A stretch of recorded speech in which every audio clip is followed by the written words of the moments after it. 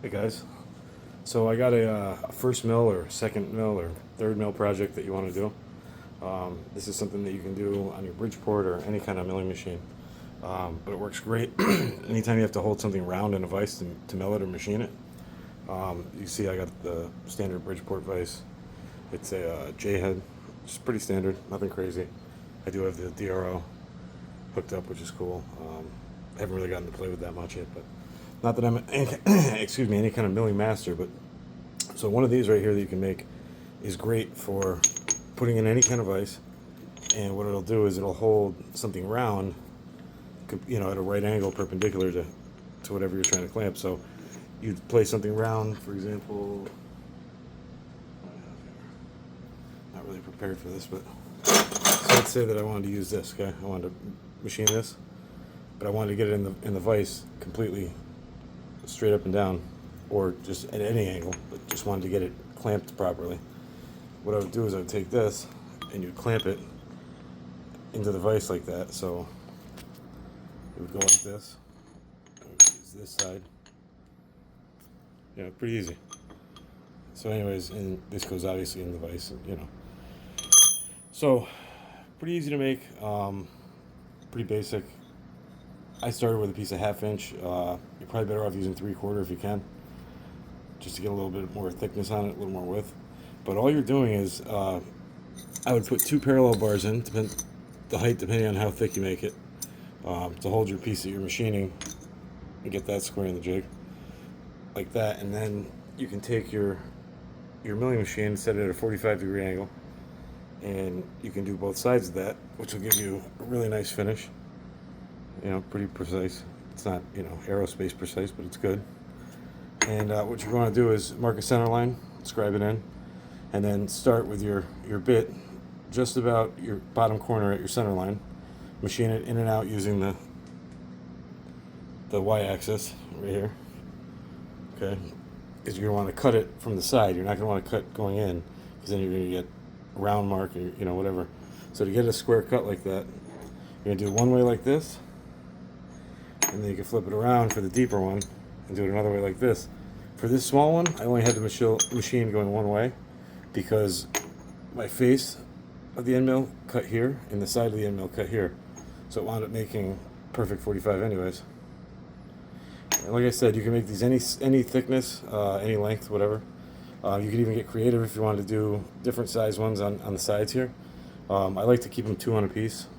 I don't like to go more than that. Just makes things easier to keep it like this. So I have one side for my smaller circumference pipe, and I have another side for my larger circumference. And the whole idea is that you get to clamp something in. I'll show you exactly how it works when you do it. So it goes like this, and get this open enough. So let's say I wanted to clamp this piece of round stock. Put it in like this.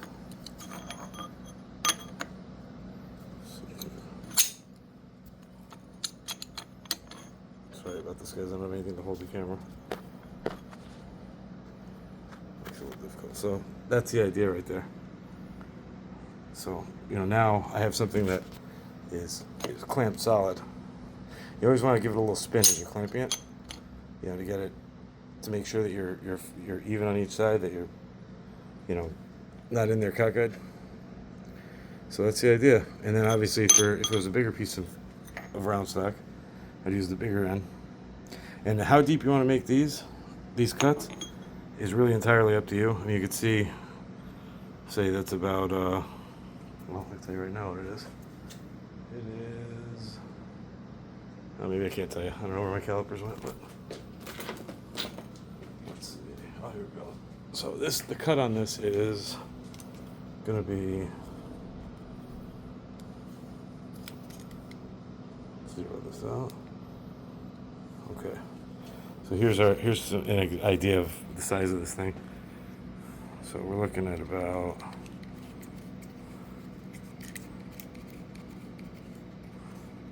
and I just made this out of a piece of scrap I had kicking around the metal bin, which also is another good thing. So this is about 2.67. It's a little more than 2.5 long by We got there. 2 and change. Let's see what right here. I think this caliper made a mistake. Okay, let's see where we're at. Here's another one for you guys. You get what you pay for with this stuff. What am I at here? Am I at fractions?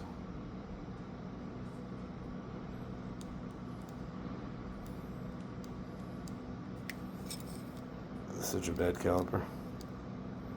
I do have a good one, guys. It's just not available right now. Yeah, this one's. Alright, so it's on fractions, whatever. We have to get, so, yeah, well, 2 and 7/16 by. I should have given that to you guys in hundreds, but 2 and 7, 2 and 7/8, so it's almost 3 inches. And then your relief cuts are going to be like this. So this one here is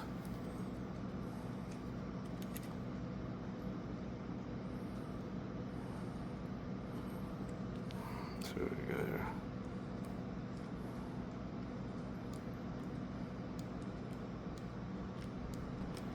Okay, so relief cuts are about a half an inch, a little less for this one, at 0.4. This one's going to be about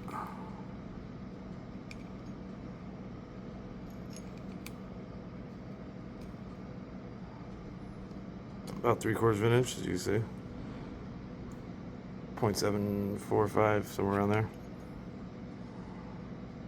So that's where you're at with the depths, and like I said, it's a piece of half inch. So again, if you're going to adjust your Bridgeport, if you haven't done this already, here's your adjustment angles, and then what you do is you would loosen these 4 screws right there, okay, and then you actually go to this nut here, all 3/4, and you spin that clockwise or counterclockwise, and that actually will tilt the head on an angle. And the same thing if you wanted to go this way, you loosen these two right here, and then this nut up top here, that big one, is your up and down for that angle. And then always, when you're done doing this, you can't go by the marks on the machine. You have to tram it, either with a tramming square or you have to do it the old-fashioned way. But yeah, so like I said, this is about this end mill is, how big are we on this? I think it's about a half inch. I'm sorry, not a half inch. What do we got here?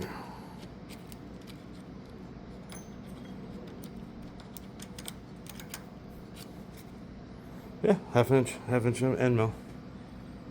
Chucked right in. New collet. All right, guys, have a good one. See you.